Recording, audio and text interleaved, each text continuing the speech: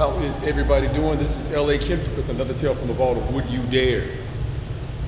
All right, you guys know how we do. We talk about everything cryptid, supernatural, extra-dimensional, demonic, paranormal, alien, Bigfoot, you name it, serial killer, you name it, we talk about it here. All right, so you can reimagine what you used to imagine. Take everything here with a grain of salt, if you will, and just enjoy the content. All right, make sure you hit that like, share, and subscribe button. I'm trying to get to 500 just to see what happens, but trying to get to that level. All right, you guys know how we do. So this is the other mug from England, sent by Travis Johnstone. It's handcrafted, handmade. Really appreciate him. So this is the red one that you see here, and some stuff inside here.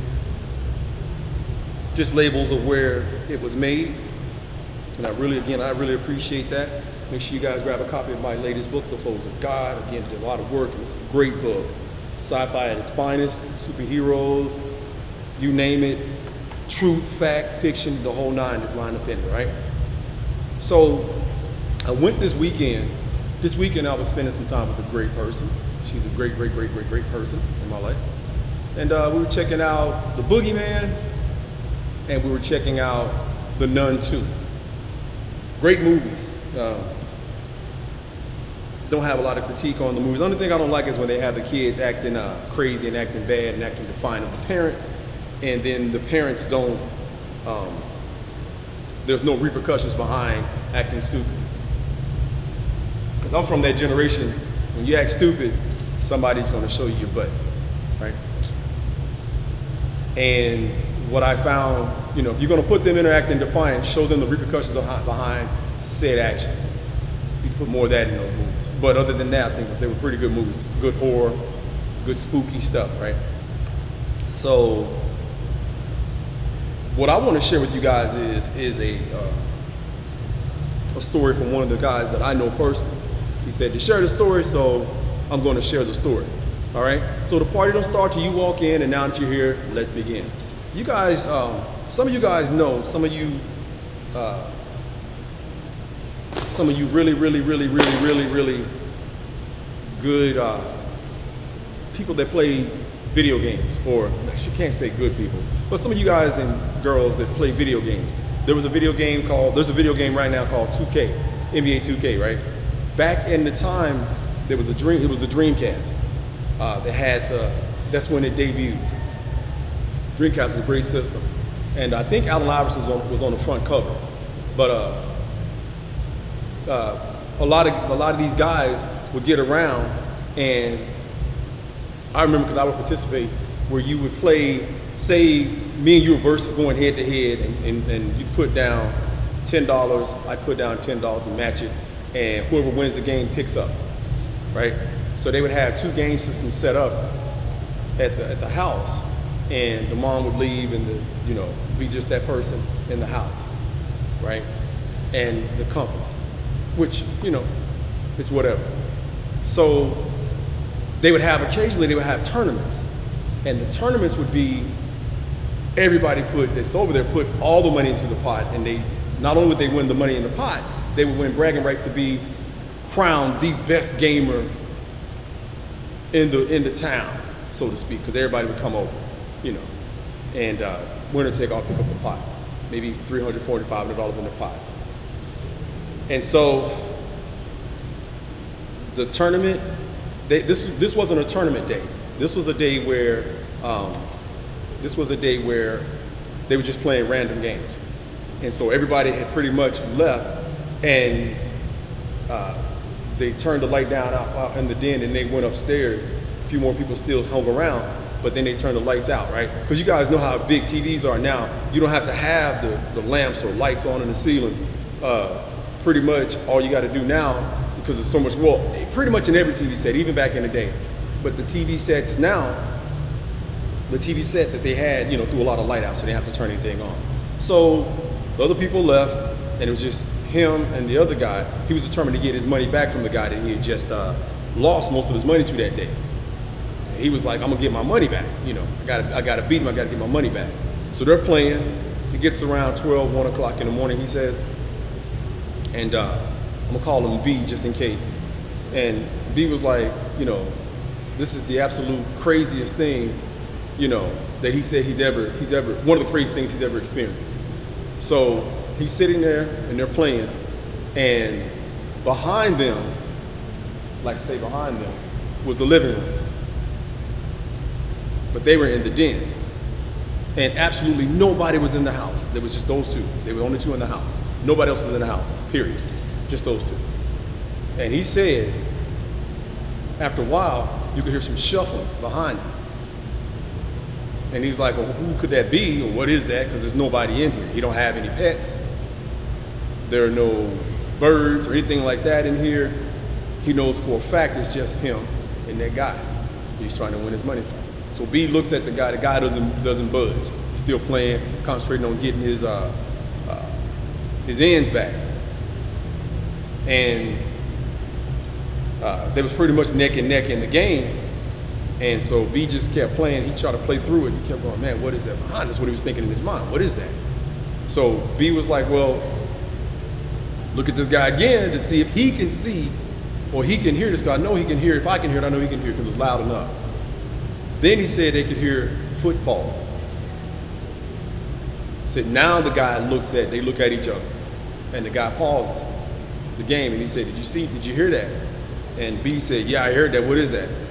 Dude said, I don't know, man, but I don't know.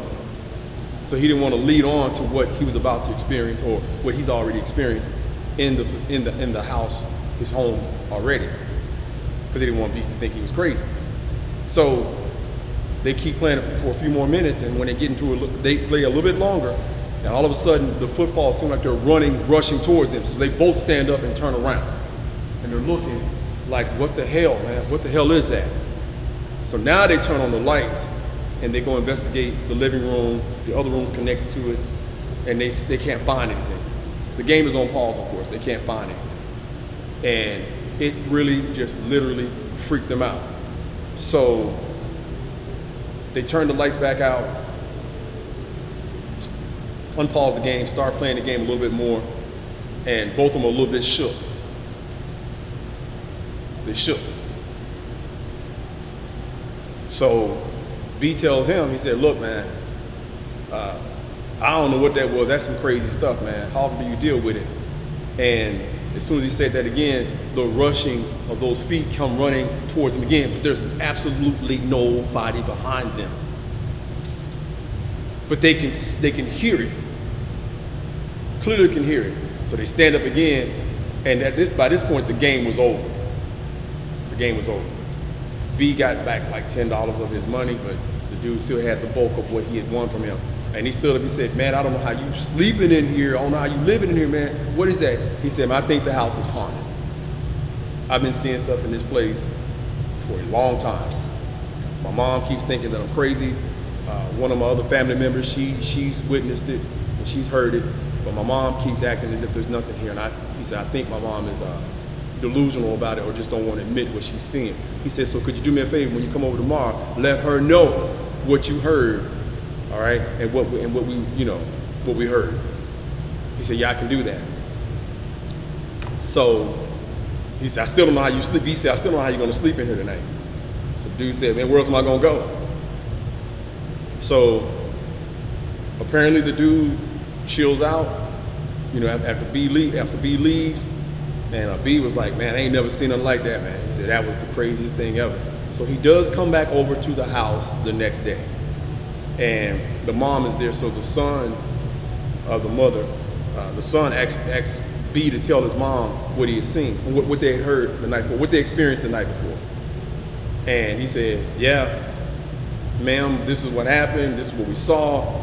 There was some crazy stuff, feet moving, stuff running at us. We couldn't see it. It just creeped us out. And B told her he heard some heavy breathing. And they checked the house. And the mom knows there's nobody else in the house. She knows her kids, where they're at. Most of them are grown anyway, and they're not living there. And she said, oh, y'all just imagining things and this and that. And then the son said, see what I'm telling you? He said, yeah, ma'am, but I'm telling you right now, I know what I heard, and I'm just telling you. what he's saying is true, man. So they commenced to playing the video game, not understanding exactly what that is in the house. And shortly thereafter,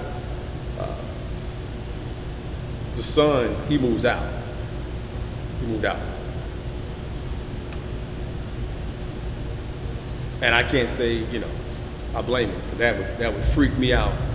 Energy coming at you, they can feel the force of whatever it was coming at them. You could just feel the rush, like it had their hearts pounding, like something, there was a powerful presence in there that was taking over or going to take over, or they had taken over the environment and was just determined to attack them if they kept their backs looking forward towards the game. And that is absolutely terrifying, if you ask me. So that's my story. What do you guys think? You know, you're trying to play 2K basketball, NBA 2K basketball with your boys, all of a sudden you get this poltergeist energy in the house and you can't find it. Would you dare want to be caught caught like that in your home, where you got to lay down and go to sleep? How do you go to sleep in a place, in an environment like that after that happens? How do you sleep there? I can't do it. I couldn't do it, because the mother worked at the night shift. So she didn't, you know, she didn't have to stay there. The son did.